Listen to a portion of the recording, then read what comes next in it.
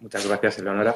En primer lugar, me gustaría dar las gracias al comité organizador, a Antonio, a Jonathan y a Miquel. Veo que ha quedado todo en muy buenas manos y está perfectamente organizado, como no podía ser de otra manera. Y en esta comunicación me gustaría presentar una necesariamente sucinta revisión historiográfica sobre la recepción de la antigüedad a través del cine, circunscrita en buena lógica con la temática de este encuentro a la producción académica del ámbito español.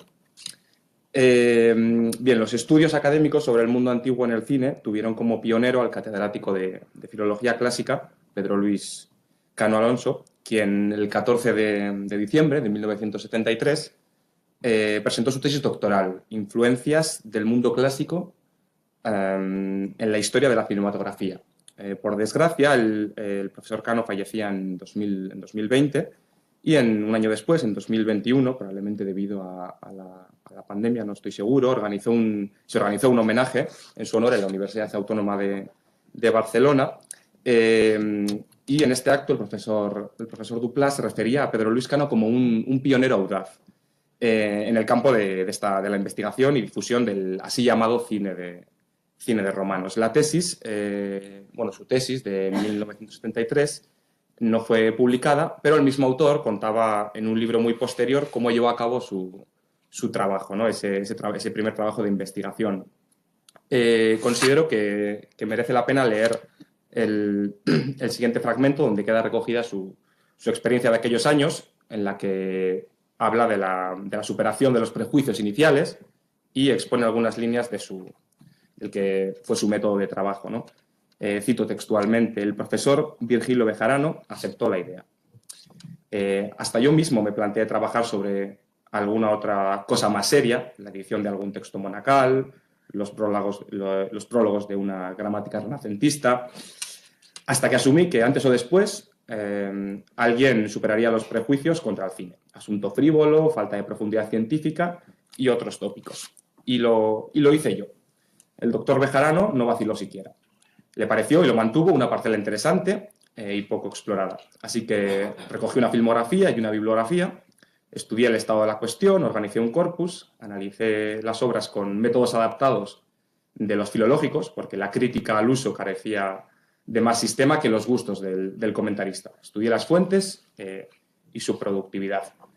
Continúa en ese relato pues, hablando de otro tipo de problemáticas que tuvo en la década de los 70 para acceder a los archivos cinematográficos, para recopilar toda esa filmografía. Bueno, pues una serie de problemas que en buena medida en la actualidad pues ya no se dan, ¿no? El acceso online a todas esas fuentes. Bien, en las siguientes líneas de ese relato, Cano afirma con razón que él puso la primera piedra, ¿no? Y cito literalmente: hasta que Solomon puso la segunda y bien sólida. Dice, bueno, se refiere al ya clásico libro de John Solomon, clasicista estadounidense, que a día de hoy es uno de los referentes mundiales en el estudio de la antigüedad a través del cine. Su obra de referencia, The Ancient World in the Cinema, vio la luz en 1978 y se reeditaría en 2001, con traducción al castellano incluida, en 2002, de la mano de Alianza Editorial. Observen en pantalla cómo la traducción del título incluye la palabra peplum, que en el original no está incluida, y bueno, es interesante por una precisión terminológica que el propio Cano realiza también en su obra El cine de romanos, en la que él aboga por hablar de cine de romanos en su conjunto y emplear el término peplum para un cine unas películas muy determinadas italianas, coproducciones italianas de los 50 y los 60, en principio de bajo presupuesto, y no así para, digamos, el conjunto de películas ambientadas en la antigüedad, ¿no? Aunque es cierto, y él lo reconoce, que es muy común el empleo de peplum de esa manera, especialmente desde un punto de vista de marketing, pero también entre los investigadores. Pero bien, retomando a Pedro Luis Cano, él mismo confesaba no haber sido, y cito textualmente, un buen agricultor de la parcela, decía. Sin embargo, buena parte de sus ideas vieron la luz en publicaciones surgidas en congresos primigenios sobre este tema, celebrados durante la década de los finales de los 70 y durante los 80. En esos trabajos que ven ustedes recogidos en pantalla, señaló ciertas características propias del género, del cine de romanos, resaltó la importancia de Roma en el cine por encima de otros pueblos y civilizaciones antiguas, que por supuesto también tienen presencia, pero no al mismo nivel que Roma. Hablaba de la otra Roma, la cinematográfica, cuya trayectoria histórica se podía seguir a través de una extensa filmografía que él fue recopilando en diferentes publicaciones, ¿no? A pesar de la humildad con la que el propio Cano hablaba sobre su aportación académica a este ámbito de estudio, podemos hablar de un destacado número de publicaciones, un número coherente y sólido que culmina a modo de recapitulación en este libro de referencia que comentábamos, que tiene dos ediciones, ¿no? Cine de romanos, apuntes sobre tradición cinematográfica y televisiva en el mundo clásico. Tiene una primera edición de 2011, editada en Barcelona, y una segunda de 2014, ampliada del Centro de Lingüística Aplicada Ateneo.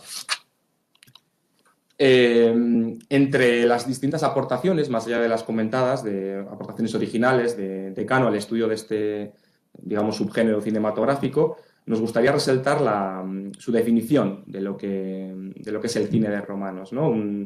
Lo define como un espectáculo masivo para entretener al gran público, y esta es una de las claves para empezar a analizar este tipo de cine que muchas veces parece o ha tendido a olvidarse entre algunos historiadores, ¿no? Él decía, es un munus, un juego organizado para divertir al público, en el que también, como en el anfiteatro, se recrean momentos históricos o míticos de la antigüedad. Eso lo decía en el 85. Veo que igual Jonathan, ¿podría cambiar al PDF? Pensaba que lo dejabas desde... Porque si no, no se va a ver bien. Un segundo.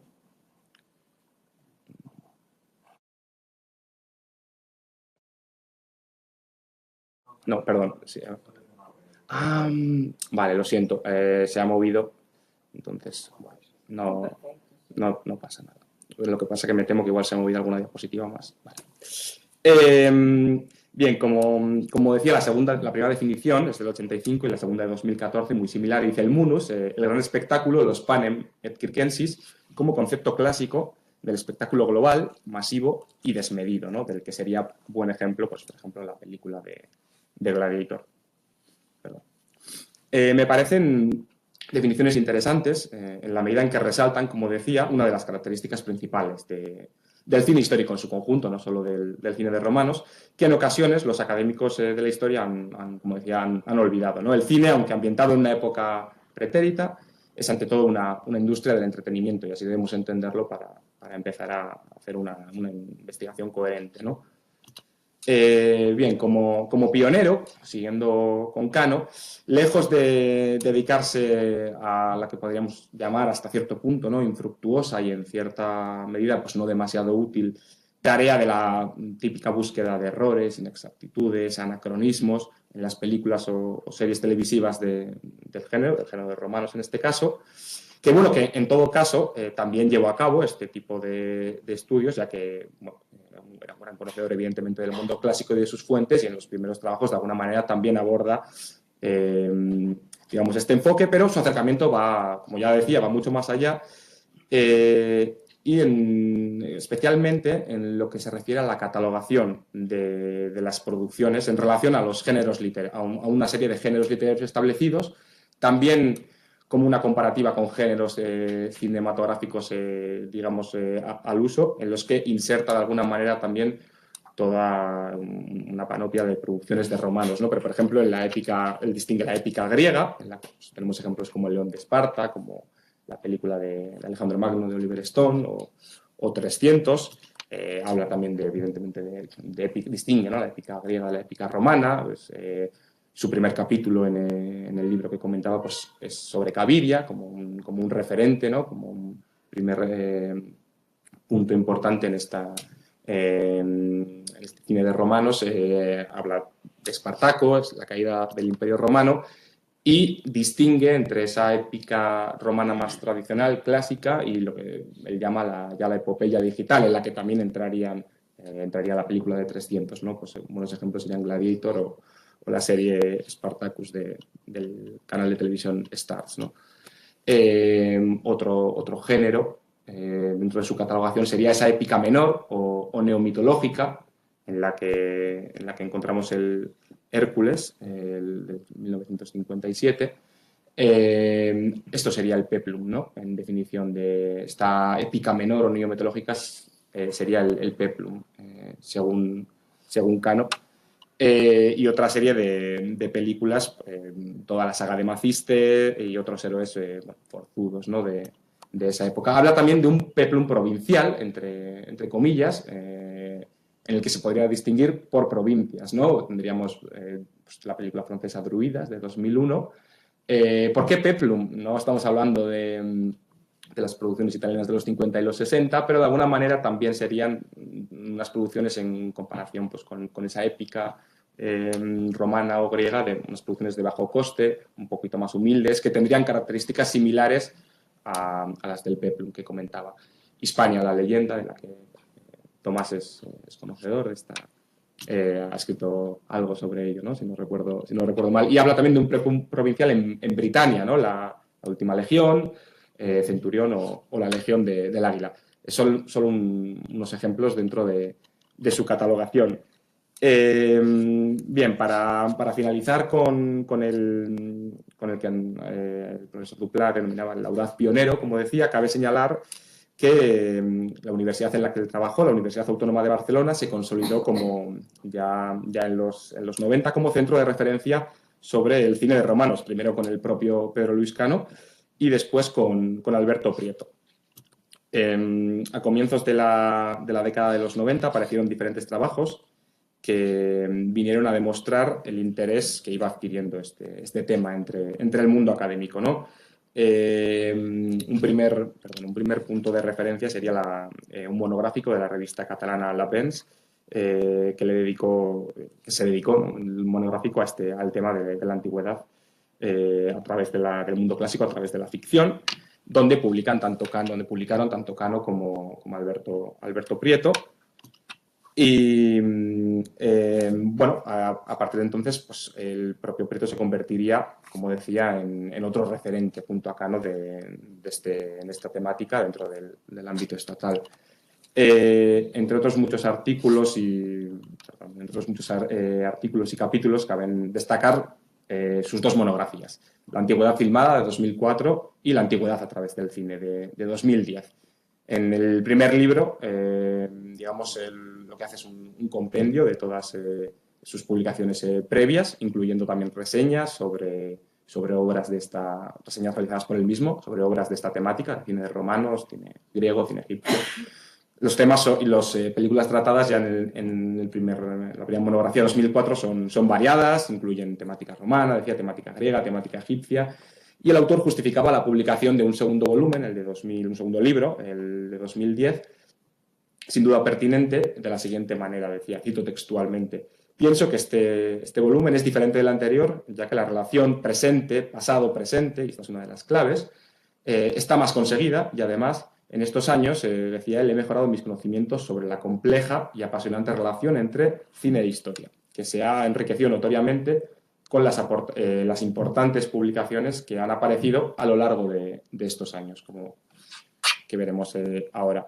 En todo caso, retornando a la década de los 90, cabe destacar otro libro reseñable, el cine de romanos y el mundo antiguo, coeditado por el profesor Duplat y por la profesora Iriarte, que recogía una serie de investigaciones novedosas presentadas en uno de los primeros congresos sobre el tema, celebrado precisamente aquí en 1988 en Vitoria, si no es verdad, en la UPV en Vitoria. Esta monografía colectiva partía de la siguiente premisa, cito textualmente: las figuras paradigmáticas de la antigüedad siguen siendo válidas a la hora de escenificar determinados conflictos de la sociedad contemporánea, y esta será otra de las claves de los estudios de lo que luego se darán llamar, ¿no?, los estudios de recepción clásica. Al mismo tiempo, en esa monografía se abordaba en uno de los últimos artículos de la monografía, se abordaba el último capítulo, el tema de las posibilidades que ofrecía el cine ambientado en la antigüedad como herramienta docente. Y sobre este tema concreto, el del cine antiguo como herramienta docente, Años después, en 2008 concretamente, Joanna Paul, investigadora británica, afirmó que cualquier consideración sobre cómo y por qué los clasicistas trabajan con el cine debe reconocer el papel que desempeña en un contexto pedagógico. Sin duda, entre las posibilidades de análisis que ofrece este tipo de cine, el enfoque didáctico fue uno de los primeros en plantearse, y en el ámbito español, Fernando Lillo Redonet es sin duda el máximo exponente, ¿no? Como profesor de latín de un instituto, bueno, es doctor en filología clásica, pero trabaja como profesor de latín y ha explotado las posibilidades didácticas de numerosas películas y series de televisión de temática romana, de temática griega, y bueno, buena parte de su producción académica y divulgativa ha girado en torno a la difusión del mundo clásico a través de la pantalla, no solo a través de la pantalla, pero especialmente. Con todo, nos interesa especialmente hacia el cambio de siglo, hacia finales de la década de los 90, mediados finales, con la aparición de los denominados Classical Reception Studies. El foco de atención, como decía, se centrará no tanto en analizar esa veracidad histórica, ese interés pedagógico de las películas y series, como en su relación con un contexto de producción determinado, subrayando el papel activo de los creadores y los receptores. No insistiré más en ello porque creo que Paloma y Teresa en su comunicación lo han explicado a la perfección, en qué consisten este tipo de estudios. Pero bueno, por poner simplemente un ejemplo, pues, la antigua Roma aparece en pantalla en numerosas ocasiones como alegoría de un contexto histórico contemporáneo determinado, ya sea la Italia fascista, el Tercer Reich, la Rusia soviética o el imperialismo o Estados Unidos y su expansionismo, podríamos decir, ¿no? En buena medida, aunque no exclusivamente, este enfoque que comento es el que siguió Maria White en su obra de referencia que ven ustedes en pantalla, Projecting the Past, Ancient Rome, Cinema and History, de 1997. No son pocos los especialistas que han señalado que esa obra, la obra de White, ha sido, de hecho, un trabajo muy influyente para investigaciones posteriores y que tuvo una relevancia considerable, y no solo en el estudio de las relaciones entre el mundo antiguo y el cine, sino también en el ámbito más genérico en el ámbito de la recepción clásica en su conjunto, podríamos decir, ¿no? Fue influyente hasta ese punto. Bien, y con el cambio de siglo, junto a estos estudios de recepción clásica, tenemos un fenómeno que redoblará el interés sobre este tema, tanto entre los académicos como entre el público en general, en la cultura popular, podríamos decir, y es el estreno de la taquillera película Gladiator en el año 2000.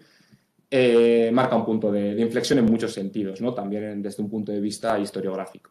Con el rotundo éxito de la película, marcó el detonante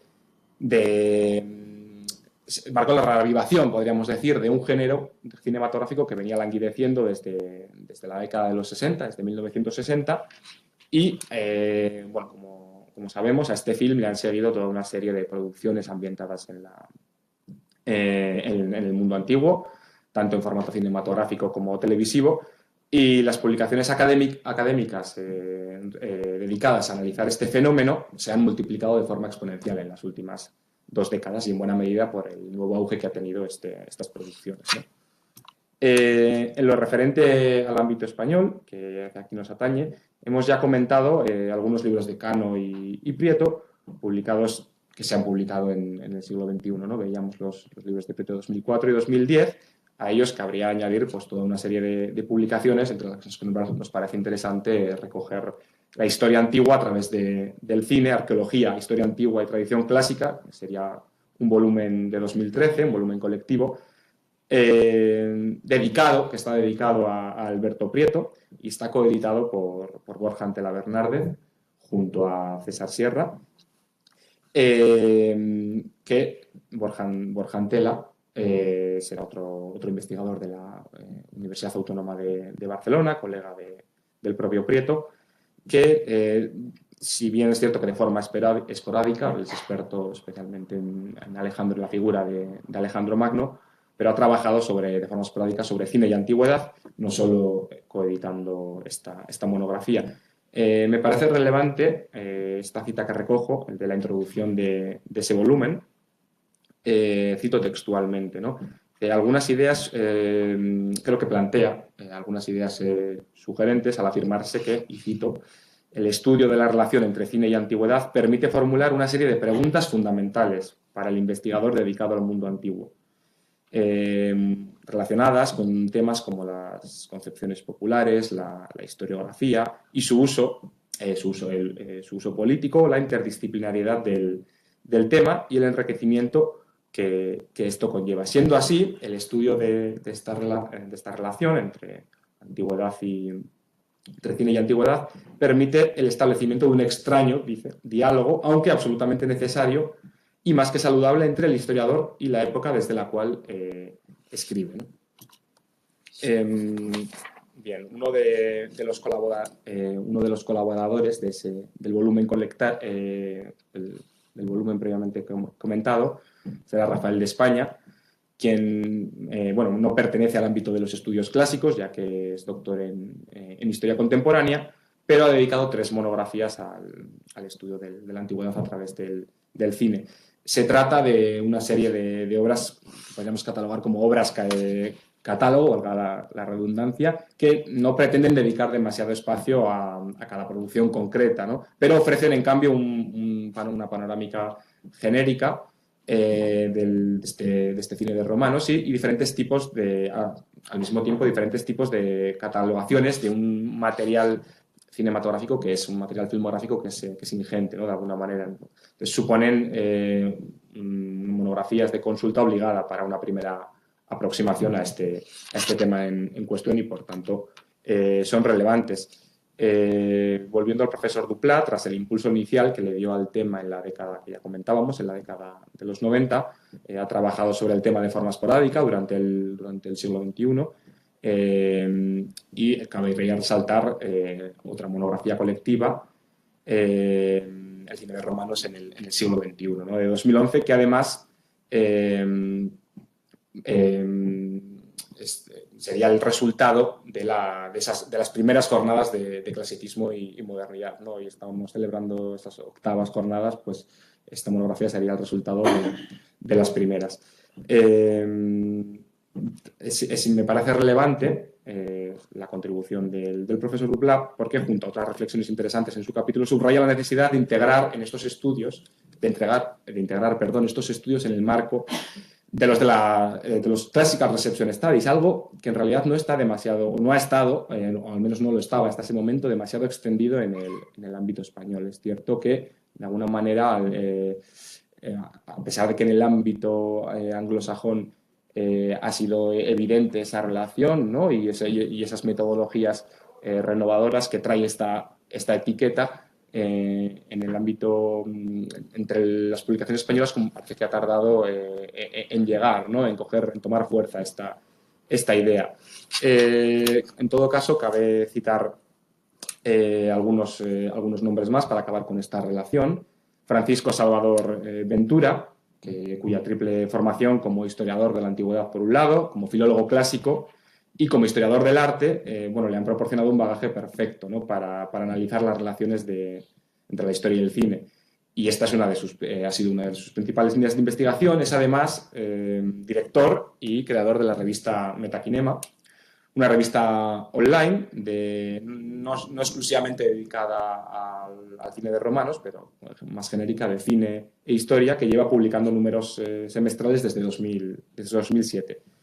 Al mismo tiempo, el profesor Salvador Ventura ha publicado una amplia variedad de artículos y mostrando preferencia por esas tragedias griegas, ¿no? De Cacoyanis, de Pasolini, de las que ya nos hablaba la profesora María del Val, y también Alejandro Valverde García, al que María hacía referencia, también filólogo clásico, que cuenta con una serie de trabajos, una serie de artículos con una temática muy similar a la de Salvador Ventura, al haber estudiado principalmente esas tragedias clásicas, como ya nos decía María. Pero bueno, también ha trabajado producciones sobre el mundo griego en general. Él también es profesor de instituto, con lo cual el ámbito de la didáctica, junto con Fernando Lillo, también ha sido uno de sus puntos fuertes dentro de estas publicaciones. Me parece relevante mencionar que en 2017 podríamos decir, internacionalizado su producción científica,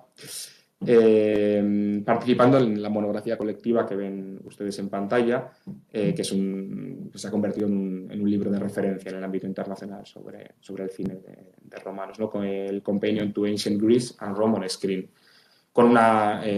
Alejandro colaboraba en esa monografía con una contribución sobre los escenarios y el vestuario de las proyecciones sobre tragedias griegas, ¿no? Que es su punto fuerte, como decía. Y para ir finalizando, un par de nombres más. Miguel Dávila Vargas Machuca, que será pupilo de Salvador Ventura. Se doctoró en 2017 en Historia Antigua con una tesis titulada La proyección de las guerras púnicas en el cine italiano del primer Novecento. Gaviria, en 1914, y Scipione el Africano, de 1937.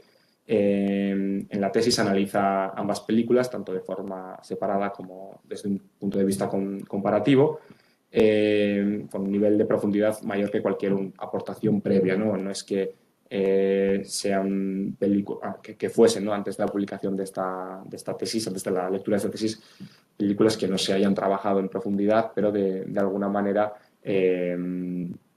es el trabajo de referencia o se ha convertido su tesis en el trabajo de referencia sobre el tema. Al mismo tiempo ha firmado es autor de varios artículos sobre diversas producciones ambientadas en la antigua Roma, pero en los últimos años se ha centrado en seguir analizando el cine, pero no exclusivamente en esa vertiente del cine de romanos.